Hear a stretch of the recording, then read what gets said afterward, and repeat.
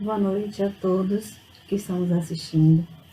Primeiramente, eu queria agradecer ao GPEC, uma casa que eu tenho um extremo carinho, pelo convite e a oportunidade para falar com vocês sobre temas que, embora trazidos por Jesus há mais de 2000 anos, ele sempre é atual.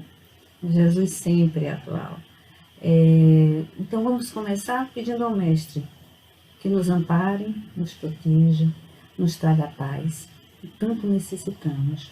Ajuda-nos, Senhor, a compreender a vossa palavra, a assimilar o vosso exemplo, seguir os vossos passos, para que possamos chegar um dia na nossa melhor forma, nossa melhor condição e encontrar-te pessoalmente, próximo ao Pai. Fica conosco, Senhor, hoje, agora e sempre. Bem, hoje nós vamos falar sobre uma das bem-aventuranças que Jesus veio nos trazer. Bem-aventurados os mansos e os pacíficos, porque herdarão a terra. E Caiba Chuta, quando ele fala sobre a mansidão e irritabilidade, ele veio nos dizer o seguinte: a delicadeza e a civilidade são filhas diletas da mansidão. Pela mansidão, o homem conquista amizades na terra e bem-aventurança no céu. Então, nós somos duplamente premiados. Quando somos mansos, nós conseguimos tanto as amizades na terra, como também a bem-aventurança no céu. Mas, para começar a falar sobre os bem-aventurados, os brandos, os mansos, ou brandos e pacíficos, eu queria trazer uma história para vocês. A história de Rosa. Rosa era uma costureira americana e ela, depois de um dia extenso de trabalho, ela entrou no ônibus para voltar para casa. Depois assim, de um dia de trabalho, estava esgotada, e aí ela pagou a passagem e se sentou em uma cadeira, na janela, no meio do ônibus. À medida que o ônibus ia parando nos pontos, ele ia enchendo.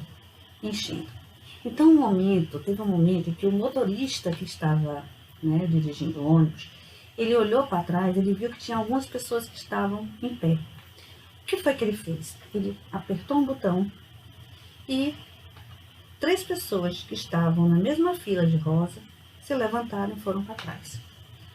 Rosa não. Rosa ficou lá.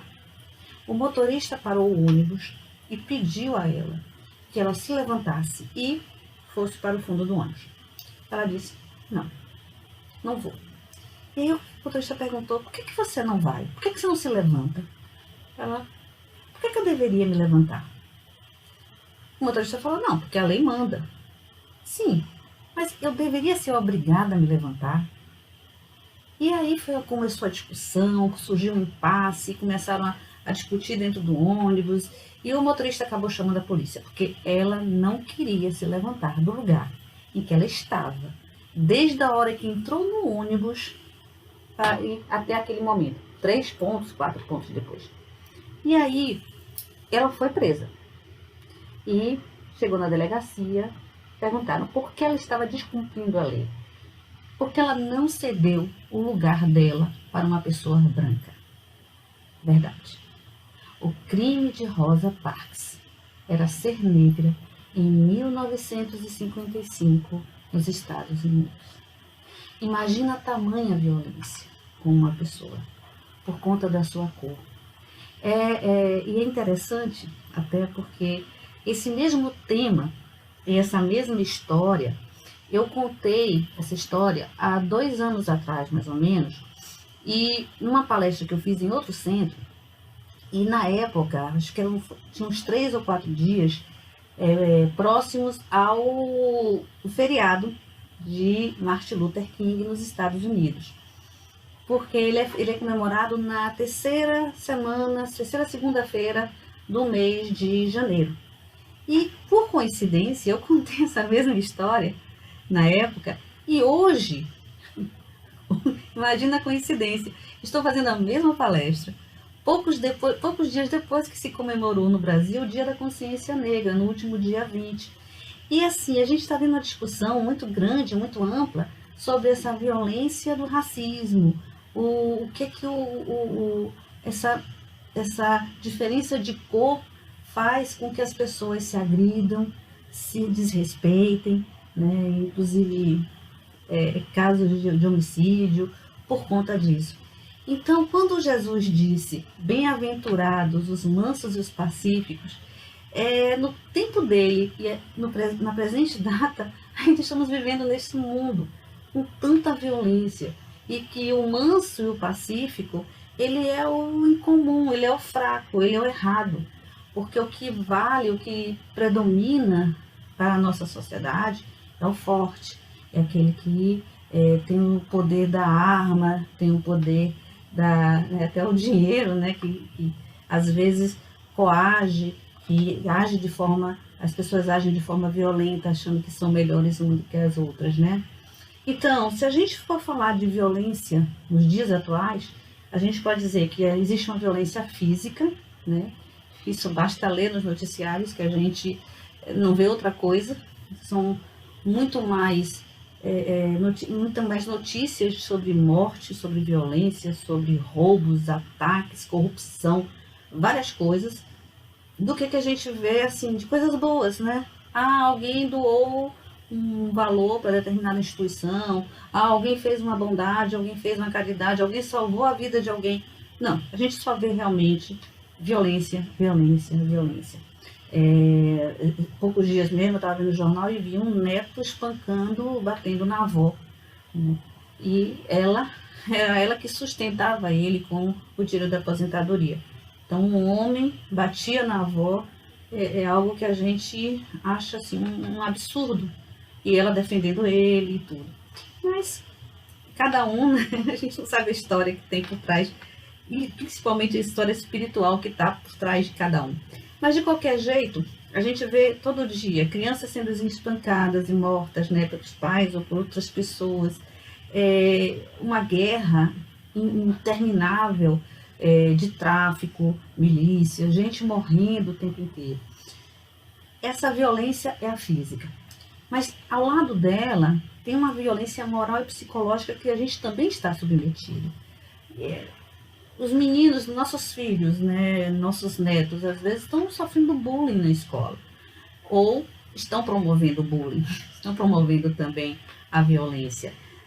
Nem no trabalho a gente fica tranquilo. Quantas pessoas estão sofrendo assédio moral e sexual no trabalho? Sem contar a alienação parental, que crianças são vítimas dos próprios pais, que se colocam um contra o outro numa guerra infeliz, e que a maior vítima são os filhos. É algo que a gente às vezes fica estarrecido que isso aconteça. Outro tipo de violência seria a corrupção.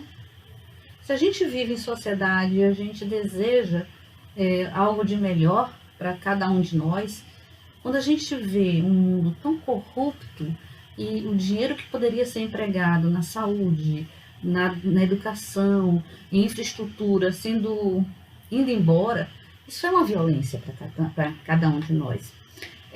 Abandono afetivo, quando a gente permite que deixemos de lado os filhos, os idosos, aqueles que dependem de nós, também uma violência, não tem como correr disso. Hoje em dia, é extremamente atual, a polarização política que está havendo no mundo, não é um privilégio, né, nem do Brasil, é algo mundial, inclusive, e que coloca um contra o outro, né? Os familiares brigam, a gente briga com amigo, a gente briga com os familiares, tudo porque a gente está vivendo embates que não terminam, e a gente está vivendo dessa forma, violência atrás de violência.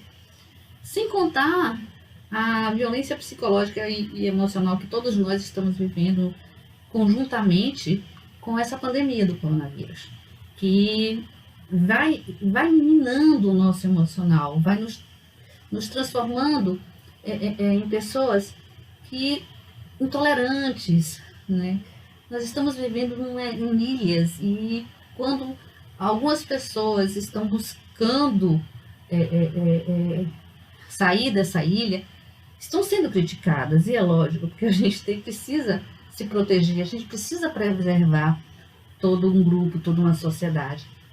Então, tudo isso gera todo esse tipo de situação violento para nós, está nos machucando, está nos adoecendo, está tirando a nossa paz. Então, Jesus vem e nos propõe um caminho para chegar à perfeição. E esse caminho ele nos traz com as bem-aventuranças. Ele coloca para nós, segundo alguns autores, o desenvolvimento interno do ser humano na assimilação de virtude. Ou melhor, cada bem-aventurança, Jesus nos mostra um degrau a ser alcançado para a nossa perfeição e nos oferece uma recompensa.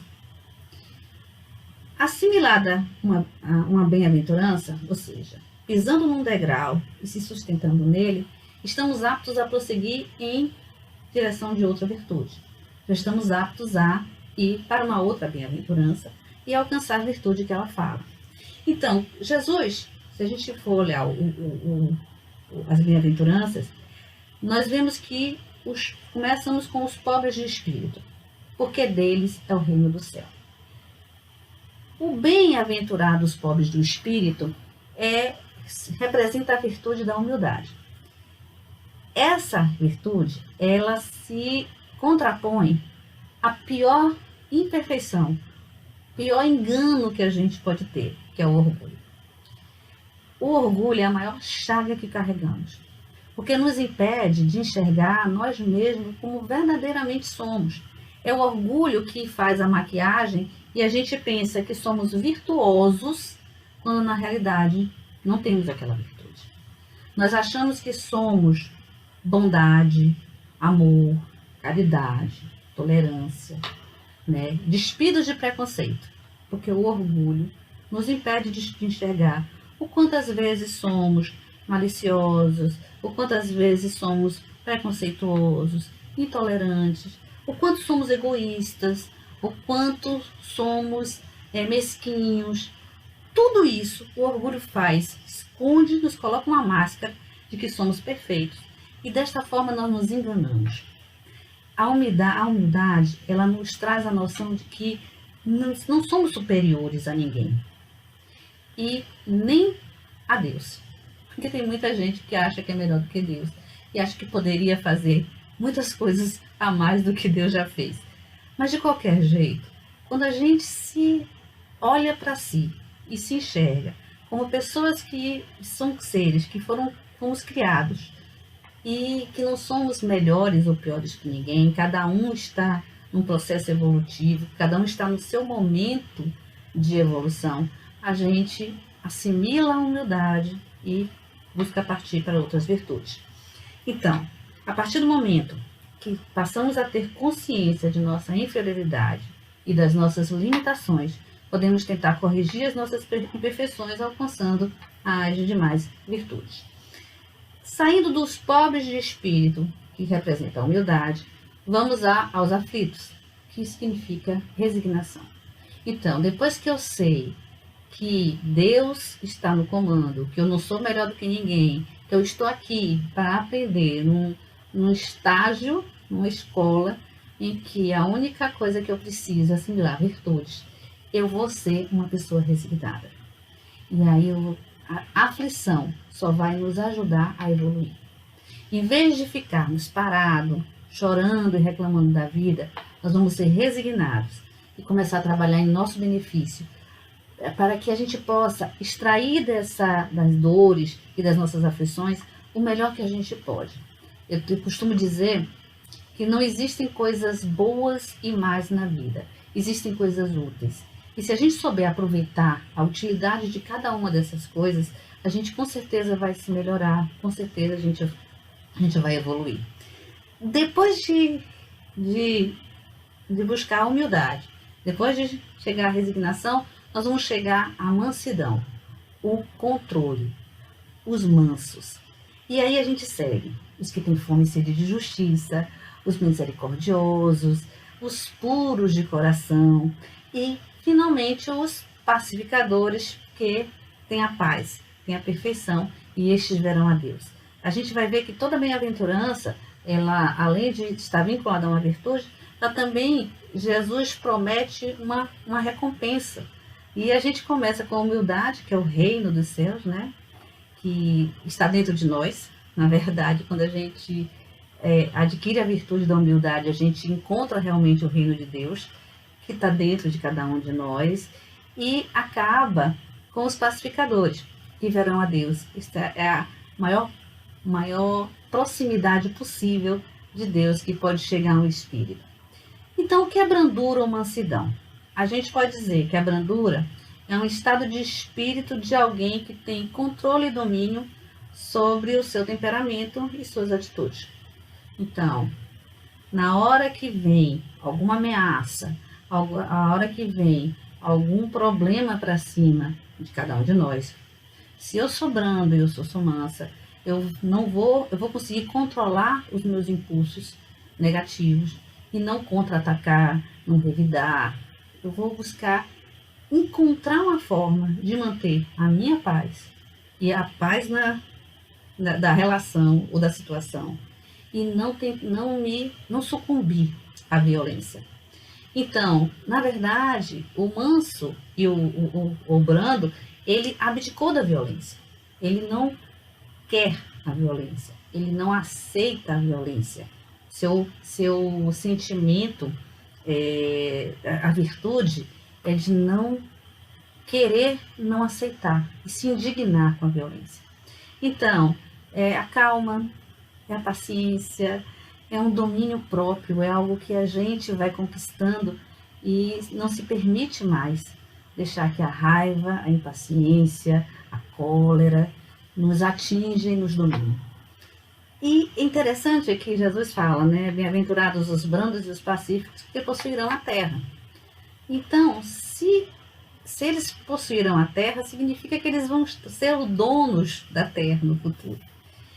Então, a violência, a gente está falando que essas pessoas que pregam a não violência, que não reagem, que são pessoas que buscam a paz a todo momento e a todo instante, eles serão os eleitos no processo de regeneração da Terra, quando se efetivar a transição planetária que os espíritos nos trouxeram e vieram nos informar. A transição planetária está acontecendo, nós sabemos que a Terra passará de um mundo de provas e expiações que atualmente se encontra para um mundo de regeneração. Sabemos que estamos passando por um momento de transição e que em breve o bem predominará. Por enquanto é o mal que predomina na Terra, mas em breve, quando passarmos por essa transição, nós encontraremos um mundo regenerado e um mundo com que o bem será prevalente. Então, quem herdará essa terra? Provavelmente aqueles que usam de violência, aqueles que têm as questões ligadas à violência, intolerância, ao preconceito, provavelmente elas não estarão aqui. Elas estarão talvez em outros orbes e que não correspondam a essa energia que a Terra vai adquirir em breve. E Kardec, ele vai falar sobre os bem-aventurados, os mansos e os pacíficos, no capítulo 9 do Evangelho segundo o Espiritismo. E tem algumas mensagens dos espíritos que eu acho bem interessante e eu extraí algumas para a gente conversar, para a gente falar aqui sobre elas. A primeira fala sobre injúrias e violências. E ele diz o seguinte: por estas máximas, Jesus faz da brandura, da moderação, da mansuetude, da afabilidade e da paciência uma lei. Condena, por conseguinte, a violência, a cólera e até toda expressão descortês de que alguém possa usar com seus semelhantes. Toda palavra ofensiva exprime um sentimento contrário à lei do amor e da caridade, que deve presidir as relações entre os homens e manter entre elas a concórdia e a união. Resta óbvio, né? Tudo que a gente faz que ofende o outro, que é um ato de violência, mesmo velado, ele é contrário à lei de amor e caridade prescritos por Jesus. Então, se a gente não está agindo dessa forma, se a gente ainda está se rebelando, sentindo raiva, sentindo mágoa então é complicado, sentindo ódio de alguém, isso não é, não condiz com o ensinamento de Jesus. E se todos nós estamos aqui para seguir o Mestre, eu acho que a gente deve fazer um esforço para tentar, pelo menos, contar até 10 antes de querer bater no outro, antes de querer partir para cima de alguém, porque é anticristão. Com certeza é anticristão. Lázaro, ele na parte que fala sobre afabilidade e doçura, ele vai dizer: não basta que dos lábios manem leite e mel. Se o coração de modo algum lhe está associado, só há hipocrisia. Aquele cuja afabilidade e doçura não são fingidas, nunca se desmente. É o mesmo tanto em sociedade como na intimidade. Esse, ao demais, sabe que, se pelas aparências se consegue enganar os homens, a Deus ninguém engana. Ai, meu Deus, quanta gente existe, né? Às vezes a gente encontra aquelas pessoas que a gente não tolera, a gente não gosta, a gente faz, querido, querida, meu anjo, oh amor, como é que você está? Tudo fingimento, tudo fingimento. Mas Deus sabe qual é a nossa intenção. O que vale não é o que a gente exprime, o que a gente expressa.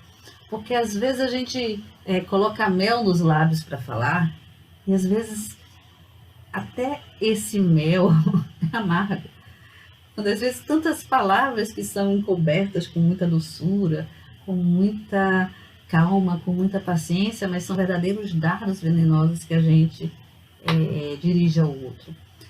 Mas de qualquer forma, a gente sabe que para todos os efeitos, Deus não está preocupado com o que você expressa, mas sim o que você sente. Não importa aquilo que você representa, mas aquilo que você é de verdade na sua essência. E quanto a isso, a gente não tem como enganar o Criador, não tem como enganar os espíritos superiores, não tem como enganar a nossa própria consciência.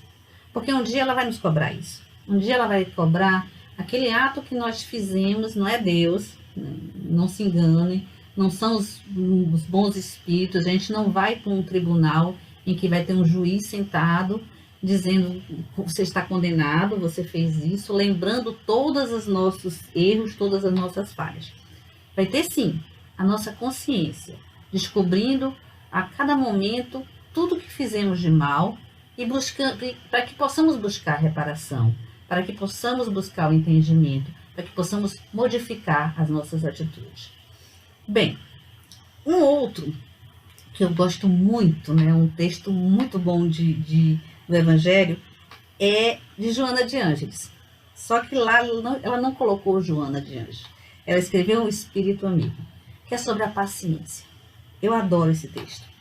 Ele coloca: a dor é uma bênção que Deus envia a seus eleitos. A dor é uma bênção que Deus envia aos seus eleitos. Gente, dor é uma bênção? A vida, ela continua, a vida é difícil, bem eu sei.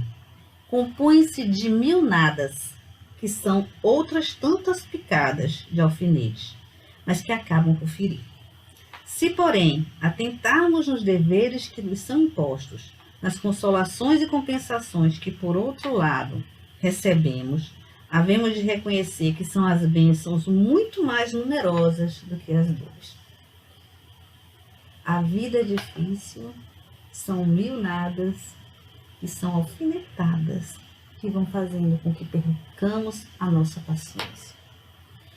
E tenha certeza que a paciência, no momento em que estamos vivendo, ela é uma virtude a ser alcançada. Porque senão nós nos desmontamos. Se não tivermos paciência de aguardar que tudo isso passe, não tivermos paciência de tolerar a nossa família fechada em 4 paredes, se não tivermos paciência de buscar compreender o outro, nós vamos adoecer. Nós vamos adoecer. E a paciência é interessante. Eu sempre falo com o pessoal: nunca peça paciência a Deus. Porque paciência, ela se constrói através da prática. Então, se a gente pede paciência, Deus vai encaminhar mais problemas, mais momentos, vai mandar aquelas pessoas mais difíceis para que a gente possa ter paciência, respirar e continuar a viver. Então, é uma das mensagens mais bonitas que eu acho. A outra mensagem é sobre a cólera. E essa é bem complicada. Ele também é um texto muito forte, né? Eu acho também um dos textos bem fortes do Evangelho.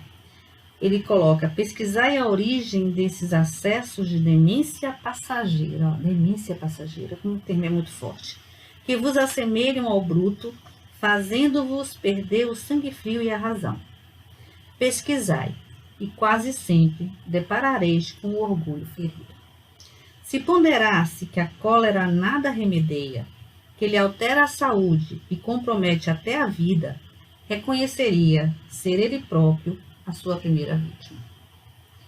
Olha que coisa mais profunda, forte. Ele compara a cólera a um momento de demência passageira. Uma loucura. Quando a gente se envolve numa cólera, a gente, pelo menos 4 coisas erradas vai acontecer conosco. Primeiro, faz mal à saúde. Compromete a nossa vida, sendo a gente a primeira vítima. É que nem uma bomba. Se você carrega uma bomba perto de você e essa bomba explode, cólera, a primeira vítima é você. Que é você que está agarrado àquela. É você que está agarrado àquela raiva, àquela cólera. Quando ficamos com raiva, o corpo libera adrenalina e cortisol. Ele aumenta a pressão sanguínea arterial, aumenta também a frequência cardíaca e o açúcar no sangue. Ou seja, é uma bomba. Ela afeta o aparelho digestivo. A gente, às vezes, passa morrendo de dor no estômago e não sabe por quê. É raiva. Ela causa tensões musculares, principalmente no pescoço. Quando a gente vê o pescoço está duro, está teso e a gente não consegue se liberar. A gente também, a raiva, ela pode ocasionar dores de cabeça e enxaquecas. Tudo isso, imagina, tudo isso produzido pela cólera, ela agrava a nossa saúde, podendo fazer com que a gente desenvolva problemas mais graves, tanto podendo ocasionar inclusive infarto ou um AVC. Imagine que por conta da raiva, você morre, infarto, ou vai parar numa cama com AVC. E aí por quê? Por conta de um sentimento negativo, por conta de algo incontrolável. Então, ser zen, na realidade, é muito importante para a nossa saúde física.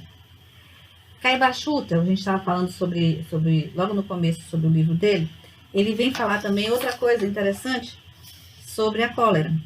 E ele diz que a cólera engendra a neurastenia, as afecções nervosas, as moléstias do coração. É um fogo abrasador que corrompe o nosso organismo. É o vírus peçonhento que macula a nossa alma. Imagina, ele não só corrompe o nosso organismo, ele não só acaba conosco, com o que tem em nós, mas ele também é um vírus para a nossa alma, o nosso espírito. Além de causar prejuízos físicos, a cólera também faz sofrer aqueles que nos cercam e as pessoas que nós amamos. Porque no acesso de cólera, imagina se você conviver com uma pessoa que vive momentos constantes de raiva. É extremamente perturbador. É estressante você conviver com pessoas que estão sempre a ponto de explodir. E às vezes a gente pode até, numa dessas, partir para uma agressão física, praticar atos que a gente pode se arrepender o resto da vida. Quantas pessoas, né, por conta da cólera ou por conta da raiva, comete atos que nunca imaginou que seriam capazes de cometer? Porque a cólera, lembra, demência passageira, ela nos tira do centro, ela nos tira o equilíbrio, ela faz com que não consigamos sequer pensar de forma racional numa solução ou numa coisa melhor. Aquilo nos domina. A gente está tão fragilizado, né? Estamos vivendo uma carga emocional negativa tão intensa que nós precisamos ficar vigilantes. Precisamos vigiar os nossos sentimentos, precisamos vigiar as nossas sensações. Precisamos tentar manter o equilíbrio, porque nesses momentos difíceis, para a gente sair do estado de paz e de paciência, de tranquilidade, de harmonia, para botar o pé numa outra situação de raiva, de cólera, de violência, é uma hora para outra. Uma hora para outra. Já falamos, né, da questão física, é mal, para a questão daqueles que convivem conosco e também de coisas que a gente pode fazer de formas imprevistas e que a gente possa vir a se arrepender amargamente no futuro.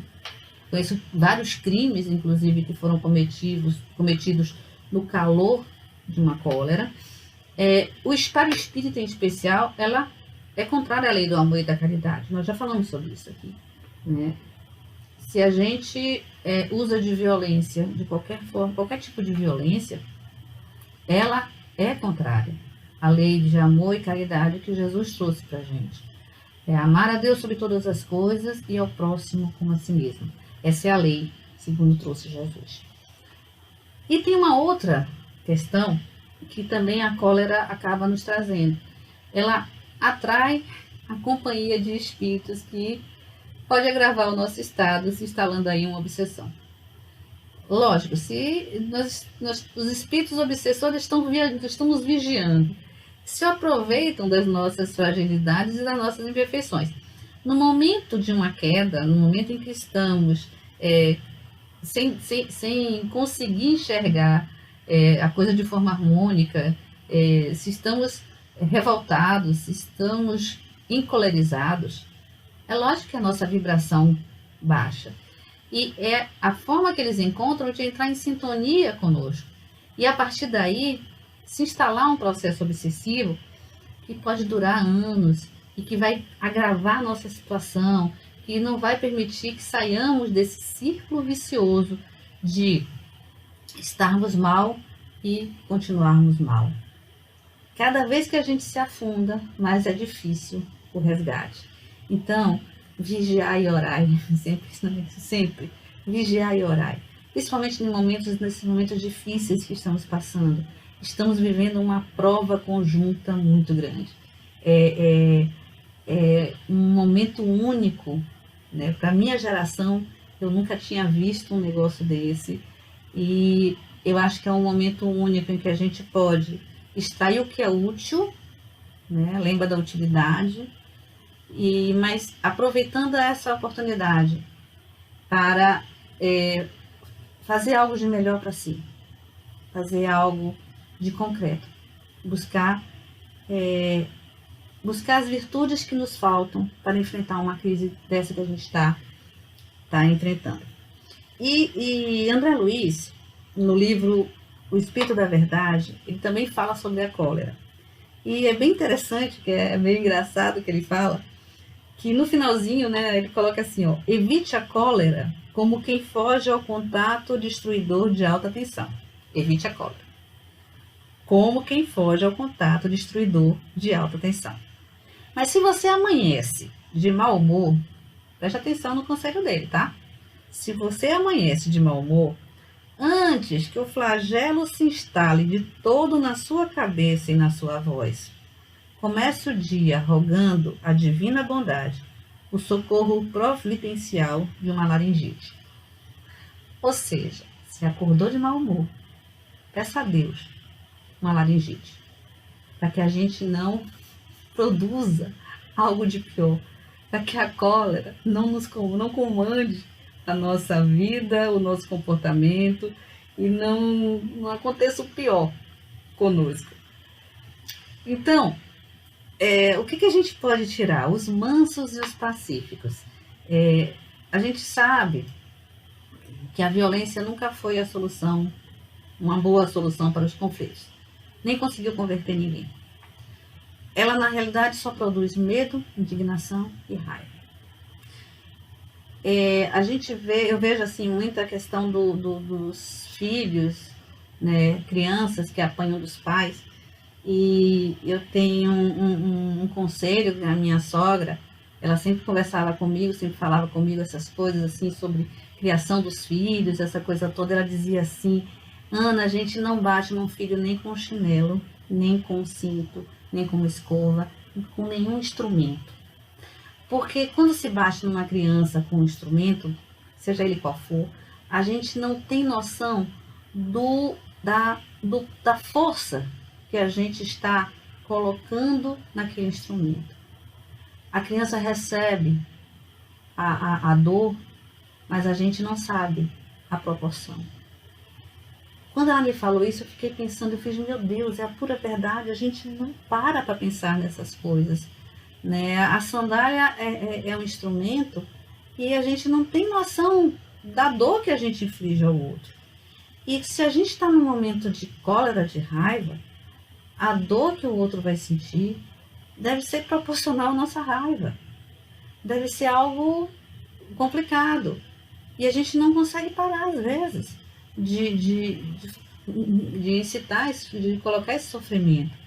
Então, acho que a gente tem que repensar toda a educação que recebemos, né, de nossos pais, ou que os nossos filhos vão passar para os nossos netos, para que a gente possa acabar com essa tortura, essa violência. Porque eu não gosto, eu não queria nunca que um filho meu sentisse ou raiva ou medo de mim, ou indignação. Porque, na verdade, a gente não produz, a gente não ensina nada com a violência. Jesus mesmo, quando ele instalou a doutrina dele, ele não usou violência. Os homens é que fizeram isso depois. Mas a doutrina de Jesus é toda pautada no amor, na caridade, na bondade, na mansuetude. Inclusive, quando Pedro, tem uma parte no Evangelho que quando Pedro feriu o servo do sacerdote, né, dessecou a orelha do servo, e Jesus determinou que ele guardasse a espada. Lembrando a ele o seguinte: todos os que lançarem mão da espada, a espada morrerão. É aquela coisa que a gente fala no nosso ditado, né? Com quem ferro fere, com ferro será ferido. Então, Jesus nunca pregou a violência.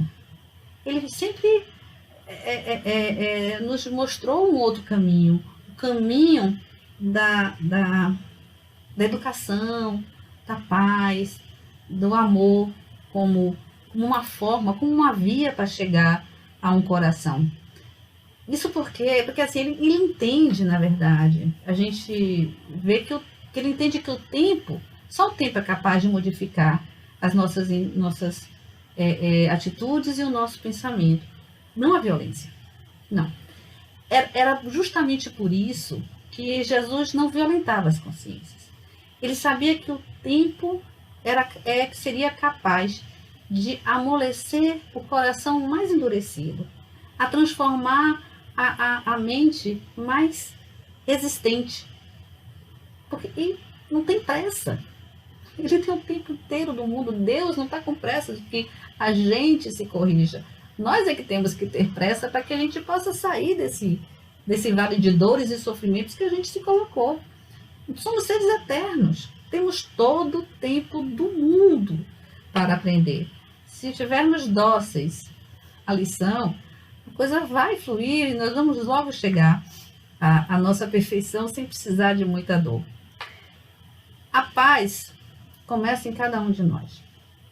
Cabe a cada um romper a corrente de violência que estamos vivendo nesse mundo. Precisamos, aliás, cumprir esse papel de sermos, de sermos útil nesse mundo de transição e de transformação. Francisco de Assis, ele sabia disso. Ele sabia que a paz é o caminho que a gente deve prosseguir. Tanto que ele começa: Senhor, fazei-me instrumento de vossa paz. Onde houver ódio, que eu leve amor. Onde houver ofensas, que eu leve perdão. A paz, eu quero ser um instrumento de paz. Eu quero que essa paz, essa tranquilidade, ela atinja a todos que se encontram ao meu redor. Eu quero ser um instrumento da paz de Deus. Porque à medida que a gente consegue ser um ponto de paz para a gente e para o outro também se transforma. É uma onda pacífica. Que eu me lembrei agora de Divaldo Franco no movimento Você e a Paz. É isso, é uma onda de paz que a gente projeta para o mundo. É o pedido de Francisco, é esse, na oração. A mansidão e a docilidade. Mahatma Gandhi, ele disse que não existe um caminho para a paz. A paz é o caminho. Ele, inclusive, Gandhi, ele sofreu bastante violência. Tem um caso clássico que muita gente conta, que ele estava andando pelas ruas lá na Índia e encontrou com um soldado inglês. E o soldado inglês simplesmente olhou para ele do nada e atacou ele, deu um soco nele. Gandhi caiu, levantou, se limpou e recebeu outro soco. Caiu, levantou, se limpou, não disse uma palavra, não reagiu, não fez nada, tomou outro soco. E da mesma forma, levantou, caiu, levantou, se limpou e olhou pacificamente para o soldado inglês. E o soldado, né, cheio de raiva, cheio de cólera, porque via ele ali de forma pacífica, sem revidar, perguntou a ele: quem te ensinou a ser tão covarde? E a resposta de Gandhi é fantástica. Ele diz: o mesmo homem crucificado que você carrega no seu pescoço. Com o impacto da resposta, o soldado chorou. Observe que Gandhi usou a força do argumento e não o argumento da força. Enquanto o outro usava a força, ele usou a sabedoria. Ele usou algo que transcendesse a violência. E naquele momento, aquele homem adquiriu uma consciência de que, embora ele fosse cristão e Gandhi não fosse, ele realmente não seguiu Cristo. Ele não era um discípulo do Cristo, porque ele estava ali exercendo a violência na pior forma, da forma mais covarde que ele podia fazer. Bem, para encerrar, que eu acho que já está próximo do meu término, eu queria só lembrar vocês, porque eu falei só de Rosa Parks no começo e não concluí a história. E eu gostaria de concluir a história, ou seja, o que aconteceu com Rosa Parks? Por que a história dela é tão relevante e a gente precisa falar dela nesse momento quando a gente fala sobre os mansos e os pacíficos? Bem, Rosa Parks realmente foi presa, mas foi liberada no dia seguinte. Dias depois, começou um movimento em favor dela e contra a segregação racial. E um dos líderes desse movimento foi o próprio Martin Luther King. Ele promoveu, eles fizeram um movimento promovendo um boicote aos ônibus da cidade. Porque eles não admitiam mais essa segregação. Eles não admitiam que um negro tinha que levantar para dar lugar a um branco. Eles não se achavam inferiores, eles não eram inferiores. E eles precisavam provar isso. E tinha uma força. E a força não estava nas armas, a força não estava no sangue, não estava numa revolução sangrenta. A força deles estava somente num boicote, um pequeno boicote, que durou 381 dias. Ou seja, durante 381 dias, os negros evitaram andar de ônibus. Eles faziam o que podiam, pegavam carona, iam a pé, mas não entravam no ônibus. E é lógico que as empresas começaram a reclamar, porque eles também pagavam. Lembra que Rosa pagou? Rosa pagou a passagem. Ela só não foi permitida a ela ficar no lugar que ela chegou e sentou quando ninguém estava lá e ninguém impediu antes de sentar lá. Isso durou 381 dias. Depois de toda essa revolta, depois de toda essa revolução pacífica, em 1956, ou seja, no ano seguinte, a Suprema Corte Americana julgou inconstitucional a segregação racial em transporte público. A partir daquela decisão, não havia mais lugar para negros e brancos. Havia lugar para pessoas, para seres humanos, que todos eram. Agora imagina, eles alteraram uma lei, deram um passo contra a segregação racial de forma pacífica, sem pegar em uma arma e sem derramar sangue. Rosa faleceu em 2005, mas ela é um símbolo de uma revolução que conquistou aquilo que os negros conquistaram, que foi extremamente importante para todos eles. Para terminar, eu comecei com o livro de Caibar Schutel e vou terminar com ele também, no mesmo capítulo, Mansidão e Irritabilidade, do livro Parábolas e Ensinos de Jesus. Caibar Schutel vai dizer: o homem prudente é sempre manso de coração, persuade seus semelhantes sem se excitar, previne os males sem se apaixonar, extingue as lutas com doçura e grava nas almas progressistas as verdades que soube estudar e compreender. Então, meus amigos, eu agradeço mais uma vez ao GPEC a oportunidade, o convite de estar aqui com todos nós, né, com todos vocês. Agradecendo também a todos que acompanharam a nossa conversa, pedindo ao final ao Mestre Jesus que nos ajude a ser mais tolerantes, mais mansos, mais pacíficos, buscando promover a paz, pedindo a Jesus que nos ampare neste momento, nos auxiliando no equilíbrio que precisamos para vencer todas as nossas aflições, todos os nossos obstáculos, buscando ser cada dia melhores.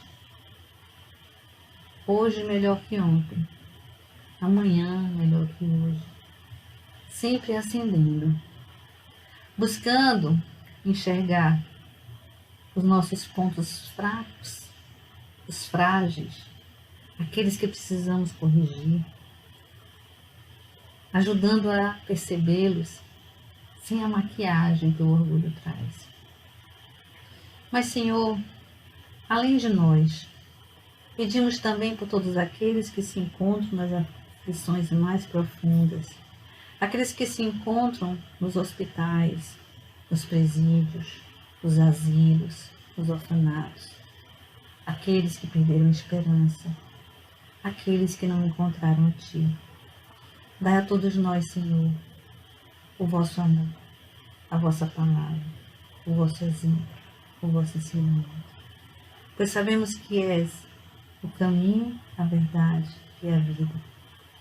Que sejamos nós todos aqueles que vão cruzar este caminho em paz e confiante, esperançosos, no dia em que chegaremos a ter também a posse da terra.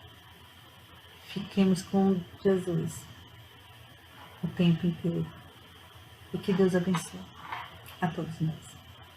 Muito obrigada. Muito obrigada, Jefete. Fiquem com Deus.